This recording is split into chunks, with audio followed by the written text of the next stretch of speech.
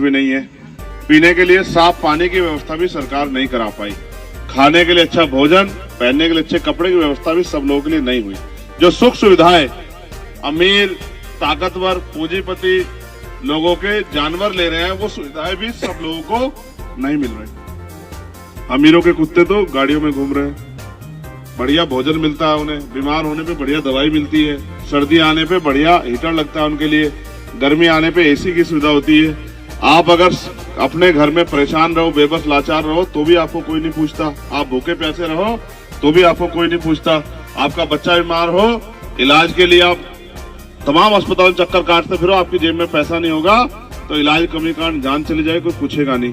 मैं तो देश भर में घूमता रहता हूँ, लोगों को समझाता रहता हूँ। इस बार हमने ठाना है कि हमें लड़ाई आगे बढ़ानी है। हमारे लोग तमाम तरह के जुल्म सह के और इस उम्मीद से बैठे हैं कि कोई मसीहा आएगा, उनकी जिंदगी में कोई बदलाव करेगा।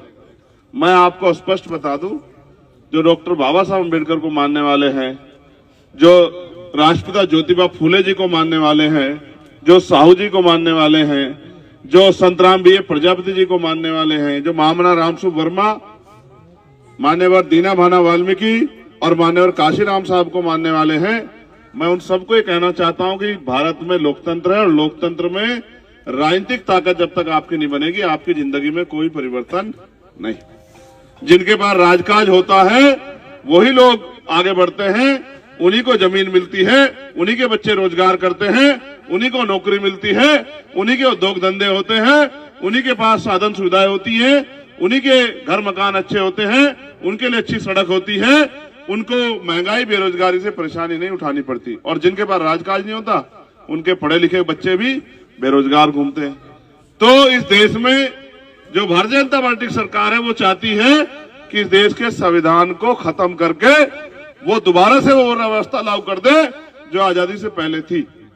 लेकिन हम लोग ये तय करके मैं बस आपको ये कहना चाहता हूं, अगर गरीबी, बेबसी, लाचारी की जिंदगी अच्छी लग रही हो तो कोई बात नहीं, और अगर ये जिंदगी अच्छी नहीं लग रही है तो इस जिंदगी को बदलने के लिए कुछ तो करो। अगर इस जिंदगी में खुश हो, मैं इनको भी पूछ रहा हूं जो ऊपर बैठे हैं, इस गरीबी, बेबसी, लाचारी की जिंदगी में खुश हो तो कोई बात नहीं, और अगर इसमें खुश नहीं तो इसको बदलने के लिए कुछ तो करो, कोई तो प्रयास करो कि जिंदगी खत्म हो। 70-75 साल हो गए, आज तक भी हमारे बारे में किसी ने नहीं सोचा, तो हमें तो अपने बारे में सोचना चाहिए, नहीं सोचना चाहिए? भाई गरीबों के भी कुछ सपने होंगे नहीं होंगे? क्या इस देश में गरीब जानवर की जिंदगी जिएगा, उसको भी तो कुछ आगे बढ़ना होगा, उसको भी तो सुख सुविधाएं चाहिए नहीं चाहिए? आप अपनी इस धर्मशाला को ही देख लो, ये तो हमारे नौजवान लोग यहाँ बैठने में अपमान महसूस कर रहे नीचे, लेकिन ये गुरु घर है।